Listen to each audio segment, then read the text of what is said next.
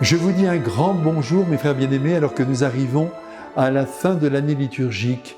Et là le Saint-Esprit à travers les textes d'aujourd'hui nous demande de nous transporter à la fin de notre vie individuelle quand nous serons interrompus dans notre course terrestre. Jésus dit, vous étiez en train de faire vos affaires, vous achetiez, vous vendiez, et il n'y a rien de négatif à cela, mais voilà, dit-il, que je débarque chez vous pour venir vous chercher. En principe, tous les hommes meurent. Je ne vous apprends rien. Et par là, entrent dans l'univers de Dieu. Précisons qu'il y aura aussi une génération, la nôtre peut-être ou la suivante, ce soir, demain matin, dans 3000 ans ou dans 10 000 ans, qui ne connaîtra pas la mort, parce que le Christ reviendra pour achever l'histoire humaine. Ce sera alors ce que nous appelons communément la fin du monde. Donc, pour vous comme pour moi, il y a deux voies d'accès possibles pour entrer dans le ciel de Dieu. Notre mort individuelle ou le retour du Christ à la fin des temps. Et si personne ne connaît la date de cette venue glorieuse du Christ, c'est tout simplement parce que nous n'avons pas à la connaître. En revanche, ce que nous ne devons pas perdre de vue, c'est que nous serons surpris par cette survenue de Dieu.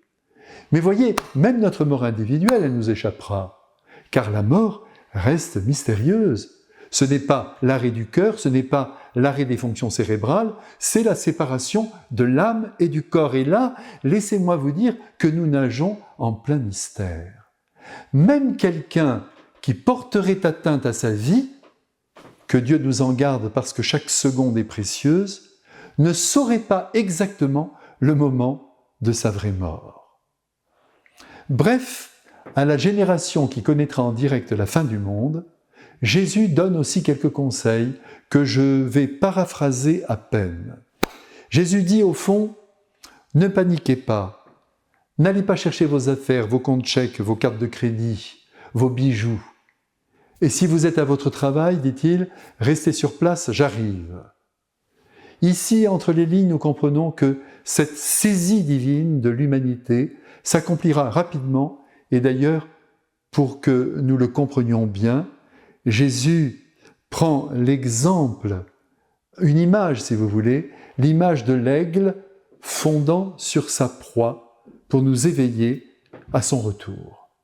Ceci dit, au-delà de ce dernier jour qui adviendra, et pas parce que le soleil se sera épuisé, mais parce que Dieu l'aura décidé, je pense que les conseils que Jésus donne à la génération qui verra la fin du monde valent aussi pour nous tous aujourd'hui. Allez, reconnaissez-le avec moi. Ici-bas, nous courons dans tous les sens. C'est bien vrai, n'est-ce pas? Nous consacrons beaucoup de temps à des réalités éphémères. Certes, et je le dis volontiers, il faut de l'argent pour vivre, mais quelquefois, ce désir d'acquisition, cette course au bien de ce monde devient le but de notre existence, sans parler aussi de la recherche du pouvoir, de la notoriété, que sais-je. On cherche à surexister aux yeux des autres, on ne pense qu'à soi, on oublie même parfois que notre capacité d'amour nous a été donnée pour faire le bien autour de nous. On va jusqu'à se croire les rois du monde. En un mot, nous nous comportons souvent comme si notre vie ne devait jamais finir, alors qu'elle finira. Nous dépendons, qu'on ait la foi ou pas, de Dieu, notre Père, le Créateur de l'univers. Regardez la fameuse soirée d'ouverture des Jeux Olympiques. Tout était organisé parfaitement, tout était minuté, avec une précision folle. Il n'y a qu'une chose que les tenants de cette soirée ne pouvaient pas prévoir, c'était le temps. Et ce soir-là, il a plu terriblement sur le ciel de Paris, au risque de tout gâcher. Je ne dis pas que c'est Dieu qui a ouvert les vannes, je dis simplement qu'il est bon pour l'homme de comprendre, à travers ce petit fait, que nous ne maîtrisons pas tout. Aussi, essayons, vous et moi, de ne pas quitter la pensée de Dieu. Nous avons besoin de sa paternité et de son amour. Confions-lui dès aujourd'hui notre vie, et ainsi, quand il viendra nous chercher, nous ne serons pas surpris. Mes amis que j'aime, je vous bénis de grand cœur, Et je dis avec vous, je l'espère, vive la vie présente qui débouche sur l'éternel. Amen.